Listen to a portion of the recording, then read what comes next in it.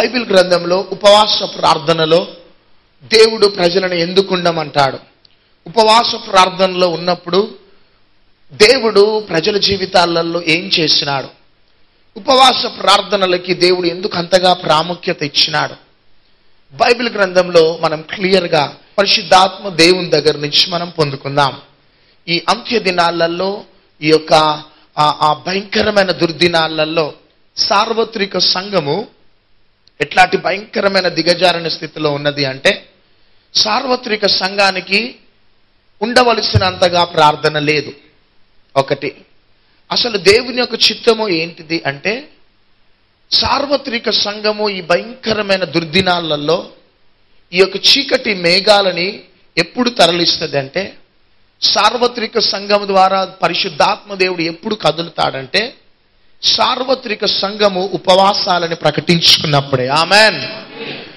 ఇట్లాంటి భయంకరమైన దినాలంటే, ఈ భయంకరమైన శక్తులు ఉపవాస ప్రార్థనల ద్వారానే బంధించబడతాయి. ఒక ప్రత్యేకించబడిన జనాంగం కోసం పరిశుద్ధాత్మ దేవుడు ప్రయాసపడుతున్నాడు. ఈ భూమి మీద తన రాజ్యాన్ని కట్టడానికి ఒక జనాంగం అనేది దేవునికి కావాలి. కానీ ఆ జనాంగము పరిశుద్ధాత్మ దేవుడికి ఈ భూమి మీద కనబడటంలే. ఈ భయంకరమైన దుర్దినాలలో అపవాది యొక్క స్థావరాలని కుప్పకూల్చేది క్రైస్తవులు కాదు, విశ్వాసులు కాదు, మందిరానికి వచ్చేవారు కాదు, క్రైస్తవులని పిలువబడేవారు కాదు, ప్రార్థనలు చేసేవారు కాదు. కానీ దేవునికి కావలసింది ప్రార్థనలతో ఉపవాసాలను ప్రకటించుకునేవారు కావాలి. గట్టిగా చప్పట్లు కొడదాం. ప్రార్థనలతో ఉపవాసాలను ప్రకటించుకునేవారు కావాలి. ఉపవాస ప్రార్థనలే దేవునికి కావాలి. అంటే అంత భయంకరమైన శక్తులు ఈ భూమి మీద చెలరేగుతూ ఉన్నాయి. ఆ భయంకరమైన శక్తులు బంధించబడాలి అంటే ఈవెన్ ప్రార్థనలు కూడా సరిపోవు, కానీ ఉపవాస ప్రార్థనలు మాత్రమే ఆ శక్తులను బంధిస్తాయి. ఒకసారి ఒక కేసుని యేసుక్రీస్తు ప్రభు దగ్గరికి తీసుకొని వస్తారు. యేసుక్రీస్తు ప్రభు యొక్క శిష్యులను డీల్ చేయమంటారు, హ్యాండిల్ చేయమంటే ఆ యేసుక్రీస్తు శిష్యులు వెళ్ళి ఆ యొక్క రోగి గురించి ప్రార్థన చేయగానే ఆ అనారోగ్యము, ఆ దురాత్మ వెళ్ళిపోదు. కానీ యేసుక్రీస్తు ప్రభు వచ్చి ప్రార్థన చేయగానే ఆ వ్యక్తికి బలమైన స్వస్థత జరుగుతుంది. అప్పుడు అపోస్తలులు వచ్చి ఏమంటారంటే, ప్రభువా నువ్వు చేసినావు, మేమెందుకు చేయలేకపోయినాం? దీనికి కారణం ఏంటిది అంటే, యేసుక్రీస్తు ప్రభు అన్న మాట ఏంటిదంటే, దీనికి కారణము ప్రార్థన అనేసి అంటాడు.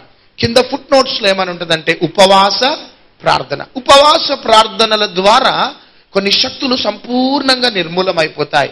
ప్రార్థన ద్వారా కొన్ని చిన్న చిన్న శక్తులు బలహీనమైపోతాయి. కానీ భయంకరమైన శక్తులు అవి ఎప్పుడు బంధించబడతాయంటే ఉపవాస ప్రార్థనల ద్వారానే. హల్లెలూయా. కాబట్టి ఈ దినాలలో సార్వత్రిక సంఘానికి కావలసింది కేవలము క్రైస్తవులుగా పిలువబడటం కాదు, కానీ లేకపోతే ప్రార్థనలో గడిపేవారు కాదు, కానీ ఏదో రకంగా శరీరం సహకరిస్తున్నా కొద్దీ, ఒకవేళ శరీరం వారికి సహకరించినట్లయితే ఆ యొక్క సార్వత్రిక సంఘం దేనికోసం సిద్ధపడాలంటే ఉపవాస ప్రార్థనలకు సిద్ధపడాలి. గట్టిగా చప్పట్లు కొడదాం. హల్లెలూయా. మత్తయి సువార్త 6వ అధ్యాయం మనం చదువుకున్న మాటలు చదువుకుందాం ఉపవాసం గురించి. మీరు ఉపవాసము చేయనప్పుడు వేషధారుల వలె దుఃఖముఖులై ఉండకుడి. చూడండి, మీరు ఉపవాసము చేయనప్పుడు, హల్లెలూయా, గట్టిగా ఒకసారి చప్పట్లు కొడితే యేసుని కనపరుస్తాం. మీరు ఉపవాసము చేయునప్పుడు అని దేవుని యొక్క వాక్యం సెలవిస్తున్నది. వెన్ యూ ఫాస్ట్ అని ఇంగ్లీష్ బైబిల్లో ఉన్నది. ఇఫ్ యూ ఫాస్ట్ అని లేదు, when you fast. If you fast అని ఉంటే మీరు ఉపవాసములో ఉంటే అని అర్థం.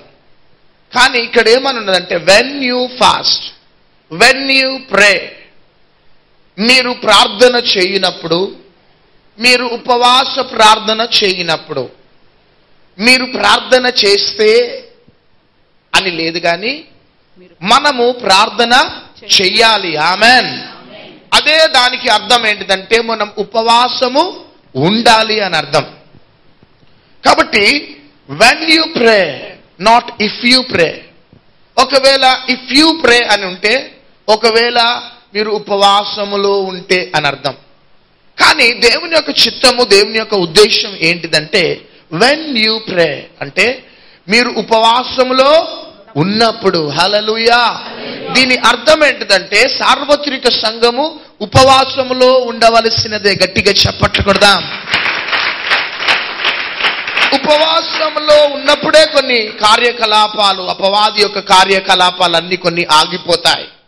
ఉపవాసంలో ఉన్నప్పుడే కొన్నిసార్లు దేవుని యొక్క రాజ్యము కట్టబడుతుంది.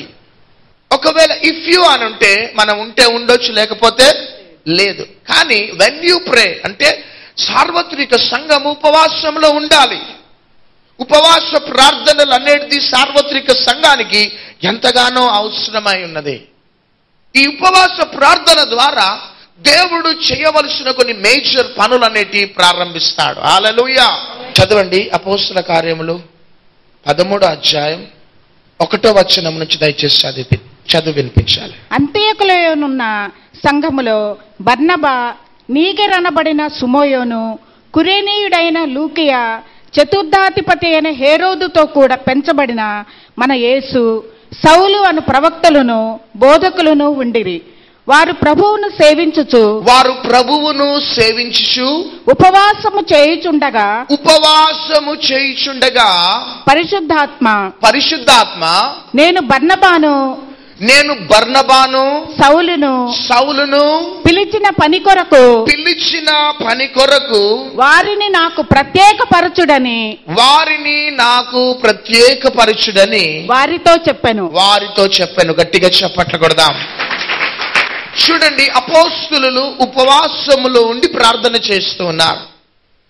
ఉపవాసములో ఉండి ప్రార్థన చేస్తూ ఉంటే పరిశుద్ధాత్మ దేవుని యొక్క స్వరము వినబడుతున్నది. ఏమని వినబడుతున్నదంటే, ఇదిగో బర్నబాని పౌలుని నేను పిలిచిన పని కొరకు ప్రత్యేకపరచుడి. హల్లెలూయా.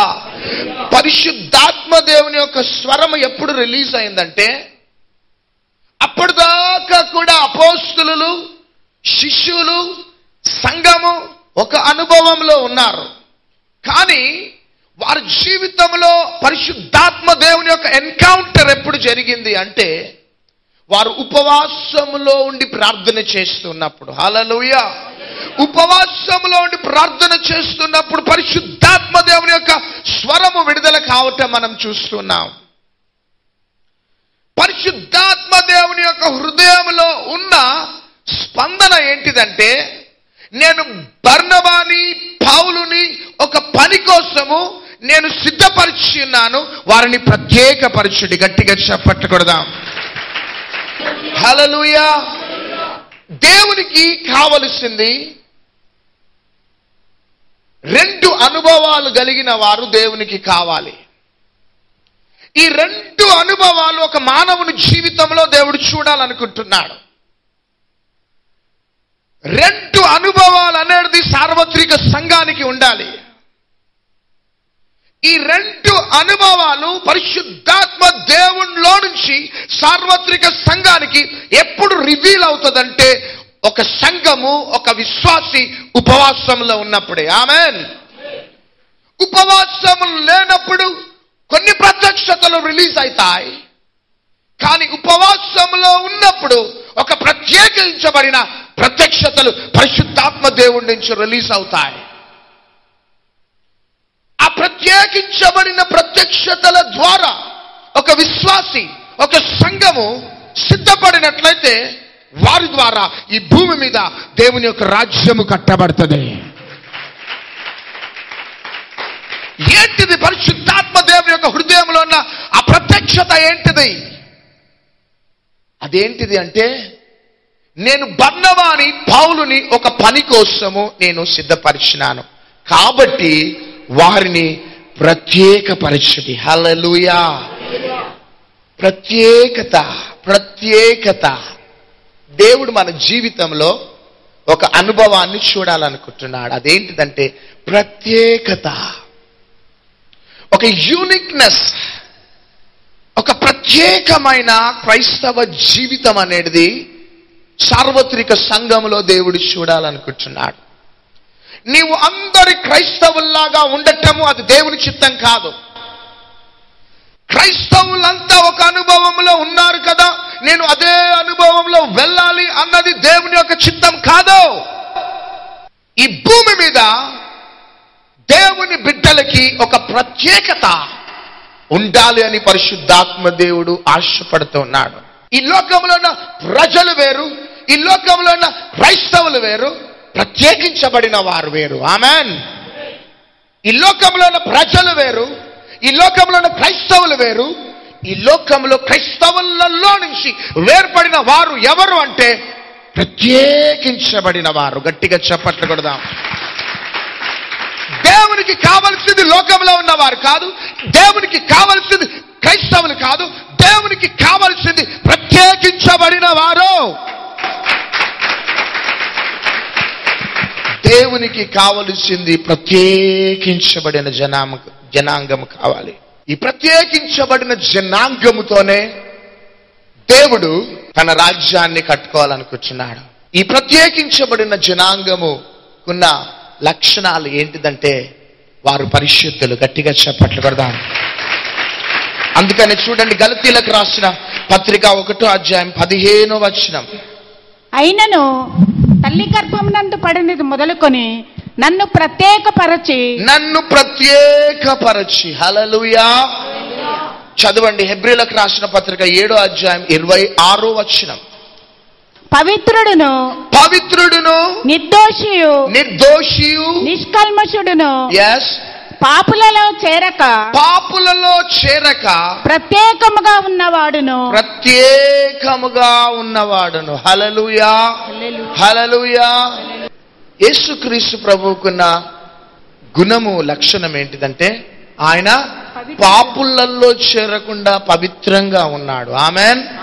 అంతేకాకుండా ఆయన ప్రత్యేకపరచబడ్డాడు. అందుకనే కొరింథీయులకు రాసిన మొదటి పత్రిక 11వ అధ్యాయం 1వ వచనం చదవాలి. నేను క్రీస్తుని పోలి నడుచుకొనుచున్న ప్రకారము మీరును నన్ను పోలి నడుచుకొనుడి. హల్లెలూయా. చూడండి, ప్రత్యేకించబడిన జనాంగానికి ఉన్న గుణలక్షణం ఏంటిది అంటే వారు ఏ విధంగా ఉంటారంటే యేసుక్రీస్తు ప్రభు గాని ఏ విధంగా పాపులలో చేరకుండా ఒక ప్రత్యేకంగా ఉన్నాడో అపోస్తలుడైన పౌలు అంటున్న విధంగా నన్ను దేవుడు గర్భంలో రూపింపబడక మునిపే నన్ను దేవుడు ప్రత్యేకపరుచుకున్నాడు.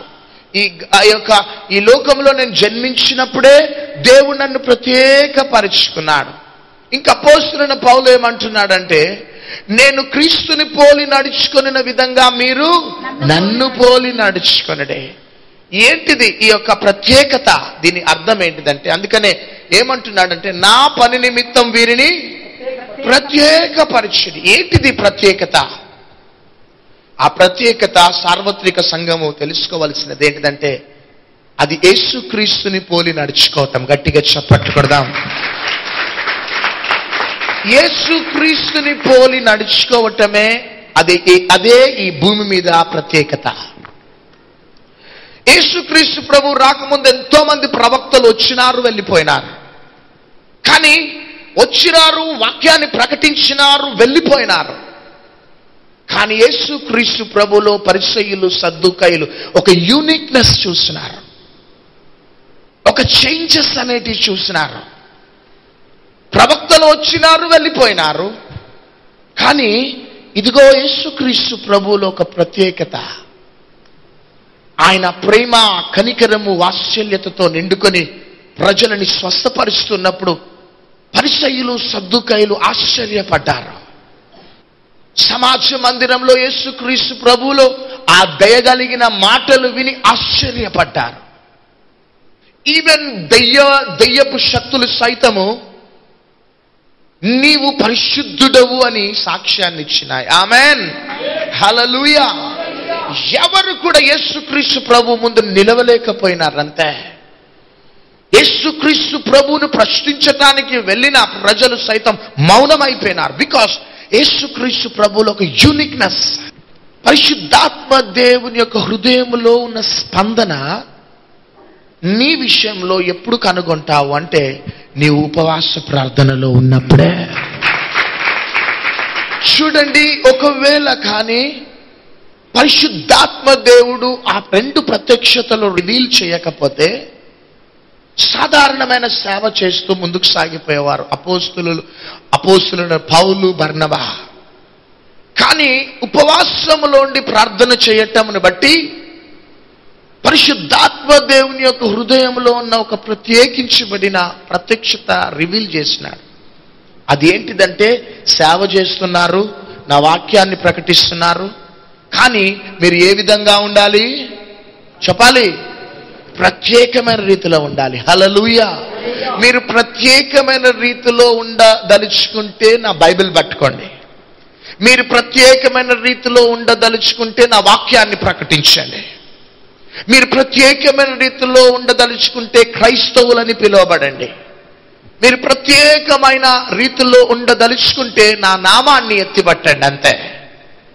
కానీ ఉద్యోగరీత్యా పనులు దయచేసి చెయ్యొద్దు అని పరిశుద్ధాత్మ దేవుడు పౌలుకి, బర్నబాకి వివరిస్తున్నాడు.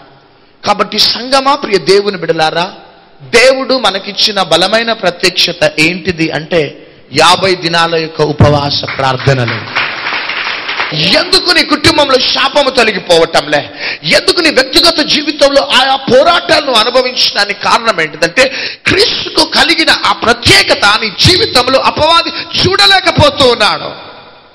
నిన్ను చూసినప్పుడు క్రీస్తుకి కలిగిన ఆ యొక్క ప్రత్యేకత నీ జీవితంలో సాతాను చూడాలి. నిన్ను ఏ కోణాలలో చూసి నిన్ను పరీక్షించినా కానీ, నిన్ను పాయింట్అవుట్ చేయాలనుకున్నా కానీ, నీలో ఎవరు కనబడాలి అంటే యేసయ్య కనబడాలి. హల్లెలూయా.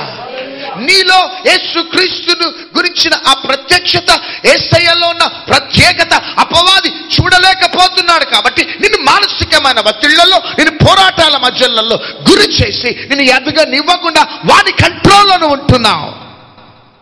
కానీ అపవాది యేసయ్యను చూసినప్పుడు ఏమన్నదంటే, నువ్వు పరిశుద్ధుడు. ఆమేన్, హల్లెలూయా. నికోదేము యేసయ్య దగ్గరికి వచ్చి, యు ఆర్ హోలీ. ఆమేన్. పరిసయ్యులు, సద్దుకాయులు యేసుక్రీస్తు దగ్గరికి వచ్చి దే వర్ అమేజ్డ్, ఆశ్చర్యపడ్డారంతే. ఎవరు కూడా యేసయ్య ముందు నిలవలేకపోయినారంతే. ఉపవాస ప్రార్థనలో ఉంటే బ్యూటీ ఏంటిదంటే, ఈ లోకము మనలో చనిపోతూ ఉంటది, మనలో యేసయ్య బయటికి వస్తూ ఉంటాడంతే. సీనాయి పర్వతం మీద మోషే ప్రార్థన చేసినాడు. వెళ్ళే సమయంలో ఒక అనుభవంలో వెళ్ళినాడు, వచ్చే సమయంలో ఒక అనుభవంలోకి వచ్చినాడు. వెళ్ళే టైంలో ఇశ్రాయేలీలను చూసి మోషే భయాక్రాంతుడై ఆ మోషే సీనాయి పర్వతం మీద 40 దినాలు ఉపవాసంలో ఉన్నాడు. కానీ తిరిగి వచ్చేటప్పుడు మోషే ముఖము రేడియేటింగ్ గ్లోరీతో నిండిపోయినదే. ఇశ్రాయేలీయులు మోషేని చూడలేకపోయినారు. భయం ప్రారంభమైంది. అది ఉపవాస ప్రార్థనలో ఉన్న బ్యూటీ. అదే ఏమైపోతుందంటే, మన శరీరం చనిపోతుంది, శరీర సంబంధమైన అలవాట్లు చనిపోతాయి, శరీర సంబంధమైన బలహీనతలన్నీ కూడా స్క్వీజ్ అయిపోతూ ఉంటాయి. మనలో కనబడేది యేసయ్య ప్రజ్వలింపబడుతూ ఉంటాడు ఈ లోకంలో. నువ్వు మాట్లాడితే యేసయ్యలాగా మాట్లాడతావు. నీ చూపు ఎట్లుంటుందంటే యేసయ్యలాగా చూస్తావు, యేసయ్యలాగా మాట్లాడతావు. నువ్వు వేసే ప్రతి అడుగు యేసయ్య వలె ఉంటుంది. ఒక వ్యక్తి ఒక చెంప మీద కొడితే ఇంకొక చెంప చూపెడతావు. ఒక వ్యక్తి నీ మీద శత్రుత్వం పెంచుకుంటే నువ్వు వెళ్ళి ఆ వ్యక్తిని కలిసి ఆ వ్యక్తితో కాంప్రమైజ్ అయిపోతావు. ఇవన్నీ కూడా మనము ఉపవాసంలో లేనప్పుడు శరీరం పనిచేస్తుంటది, కానీ ఉపవాసంలో ఉన్నప్పుడు శరీరం చనిపోయి యేసయ్య మనలో ప్రజ్వలింపబడుతూ ఉంటాడు. అందుకనే అపోస్తలుడైన పౌలును, బర్నబాని ఏం చేయమంటున్నాడు పరిశుద్ధాత్మదేవుడు? ప్రత్యేకపరచు. వారు ప్రత్యేకపరచబడకపోతే నేను వారిని వాడుకోను, అంతే. అందుకనే సంఖ్యాకాండంలో దేవుని యొక్క ఉగ్రత కుమ్మరించబడుతుంటది ఇశ్రాయేలీల మీద. కుమ్మరించబడుతూ ఉన్నప్పుడు అహరోను పరిగెత్తుకుంటూ వెళ్తాడు. అక్కడ ఏమని రాస్తున్నదంటే, చనిపోయిన వారికి బ్రతికిన వారికి మధ్యలో అహరోను నిలబడ్డాడట. ఆమేన్, హల్లెలూయా. ఎవరి మధ్యలో నిలబడ్డాడు? చనిపోయిన వారికి బ్రతికిన వారికి మధ్యలో నిలబడ్డాడు. దేవుని యొక్క ఉగ్రత కుమ్మరించబడుతున్న సమయంలో ఈ వార్త అందగానే అహరోను పరిగెత్తుకుంటూ వెళ్ళటంతోనే దేవుని ఉగ్రత ఆగిపోయింది అక్కడ. రామామామ శాందరల రియాల, దేవుని యొక్క ఆ ఉగ్రత, ఆ కోపం చల్లారిపోయింది. ఎందుకు చల్లారిపోయిందంటే అక్కడ అహరోను నిలబడ్డాడు. ఆమేన్. దేవుడు అహరోనుని చూసి ఏమన్నాడో తెలుసా? Aaron he's the Saint of the lord. అహరోను ఆయన పరిశుద్ధుడు, ఆయన ప్రత్యేకించబడిన వాడు అని పరిశుద్ధాత్మ దేవుడు అహరోను గురించి సాక్ష్యం చెప్పినాడు. చూడండి, దేవుని యొక్క ఉగ్రత కుమ్మరించబడే సమయంలో ఆ దేవుని యొక్క ఉగ్రత ఎప్పుడు ఆగిపోయిందంటే ఒక పరిశుద్ధుడు నిలబడ్డప్పుడే, ఒక ప్రత్యేకించబడిన వాడు నిలబడ్డప్పుడే. ఈ పరిశుద్ధత, ఈ ప్రత్యేకత ఒక వ్యక్తిలో ఎప్పుడు పొందుకుంటాడంటే ఉపవాస ప్రార్థనలో ఉన్నప్పుడే. ఉపవాస ప్రార్థనలో ఉన్నప్పుడే ఈ పరిశుద్ధత, ఈ ప్రత్యేకత అనేది ఒక బిలీవర్లో యాక్టివేట్ అవుతుంది. ఈ అంత్య దినాలలో, చివరి రోజులలో దేవునికి కావలసింది లోకం కాదా, దేవునికి కావలసింది క్రైస్తవులు కాదా, దేవునికి కావలసింది ప్రత్యేకించబడిన పరిశుద్ధులు కావాలే సాకే.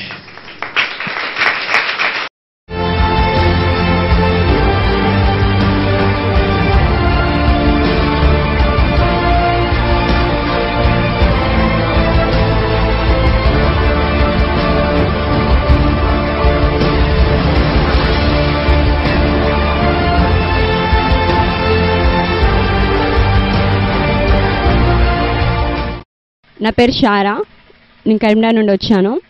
మా సిస్టర్కి జాండీస్ అయినాయి. హాస్పిటల్లో జాయిన్ చేసిన తర్వాత తన స్టేజ్ కోమాలకు వెళ్ళిపోయింది. డాక్టర్స్ చెప్పారు తను చనిపోతుందని. సో తీసుకెళ్ళమని చెప్పారు. అయితే నేను మమ్మీ డాడీ ఇచ్చిన ప్రేరాలు మళ్ళీ మా చెల్లె దగ్గర పెట్టడం ద్వారా ఒక హాఫ్ అన్ అవర్ తర్వాత మళ్ళీ ఐస్లోకి తీసుకెళ్ళి ట్రీట్మెంట్ చేస్తామని చెప్పారు. సో హాఫ్ అన్ అవర్ తర్వాత ట్రీట్మెంట్ చేసిన తర్వాత ఈవినింగ్ వరకు సో తను స్పృహలోకి వచ్చింది. స్పృహలోకి వచ్చిన తర్వాత డాక్టర్స్ చెప్పారు మేము చనిపోతుంది అన్నాం, కానీ బ్రతికింది అని మళ్ళీ వాళ్ళు రిపోర్ట్ ఇచ్చారు. సో హాస్పిటల్ మొత్తం షాక్ అయింది. ఈ సాక్ష్యం దేవుడు దీవించును గాక. మమ్మీ డాడీకి థ్యాంక్స్, దేవునికి థ్యాంక్స్. నాకు పెళ్ళయి 16వ సంవత్సరం ఇప్పటి వరకు దేవుడు పెళ్ళి ఇవ్వలేదు. అయితే అమ్మగారు అయ్యగారు లైవ్ ప్రోగ్రాం చూసిన తర్వాత నేను బెల్లంపల్లి వచ్చి అయ్యగారితో ప్రార్థన చేయించుకొని వెళ్ళాను. ఫిబ్రవరి నెలలో వైజాగ్లో మీటింగ్స్ పెట్టినప్పుడు అప్పుడు దైవజనులు మొదటి రోజు నాడే ప్రవచించారు, ఇదిగో నా ఎడం వైపు ఒక భర్త భార్యలు చానాలు బట్టి పిల్లలు లేకుంటున్నారు, చిన్నపిల్లలు చూస్తే ఆశపడుతున్నారు, లేకంటే మీరు దేవుడు మీ గర్భఫలం ఇస్తారని చెప్పినప్పుడు మేము నిలబడే లోపు మాకంటే ఇంకా 2 కుటుంబాలు నిలబడ్డాయి. అయితే మొత్తం 3 కుటుంబాలని కూడా దైవజనులు ఆశీర్వదించారు. ఎలాగైతే ఆశీర్వదించారో ఆ విధంగానే నా భార్య ప్రెగ్నెంట్, ఇప్పటికి 5వ నెల. దేవుడు మంచి ఆరోగ్యం ఇచ్చారు. స్కానింగ్లో చెకప్లో అన్నిట్లో కూడా సక్రమంగా ఉంది. దేవుని ఆశీర్వాదము దేవుడు ఈ దైవజనుల ద్వారా మాకు అనుగ్రహించినందుకు దేవునికి కృతజ్ఞతలు. అయ్యగారు అమ్మగారికి వందనాలు. ఈ చిన్న సాక్ష్యం దేవుడు దీవించును గాక. ఆమేన్. మమ్మీ వాక్యం చెప్పినప్పుడు హిజ్కియా చిన్న పిల్లాడిలా వేడిస్తూ దేవుని తట్టు తిరిగాడు అన్నప్పుడు ఆ మాట నా హృదయానికి ఎంతో అసలు నెమ్మది కలిగించింది. అవును ప్రభా, హిజ్కియా లాంటి ప్రార్థన నేను చేయాలనుకున్నాను. నా మనసులో ఒకటి తీర్మానం చేసుకున్నాను. మరి అమ్మగారు అన్నారు మీరు టైం వేస్ట్ చేయకుండా అందరు కేసుకెళ్ళి ప్రేయర్లో ఉండండి అన్నప్పుడు ఈ ప్రేయర్స్ ఒక అగ్నిలా మండుచున్న పొద అని చెప్పినప్పుడు మరి దేవుడు అక్కడ ఉంటాడని నమ్మకంతో నేను వెళ్ళాను. నేను ప్రార్థిస్తున్నాను, హిజ్కియా లాంటి కన్నీటి ప్రార్థనతో నన్ను నింపు, ఇక్కడ నుంచి అలాంటి బలమైన అభిషేకంతో నన్ను పంపు ప్రభు అని ప్రార్థన చేసినప్పుడు ఆ గంట తర్వాత ఆ రూమ్లో ఒక ఎవరో తెలియదు కానీ ఒక 2 చేతులు భుజాల పైన వేసి మరి ఇలా తాకినప్పుడు నేను భాషలతో మాట్లాడడం మొదలుపెట్టాను. మరి కన్నీరు మాత్రం ఇంకా నా హృదయంలో ఆగలేదు. మినిమం 3 గంటలన్నర సేపు నేను కన్నీటితో భాషలతో మాట్లాడుతూనే వచ్చాను. అలాంటి ఆత్మాభిషేకము నేను అక్కడ పొందగలిగినాను. మరి ఆ రూమ్లో నేను ఏదో ఉందనుకున్నాను, కానీ నిజంగానే మండుచున్న పొద అక్కడ ఉండడం నేను అనుభవించాను. ఆ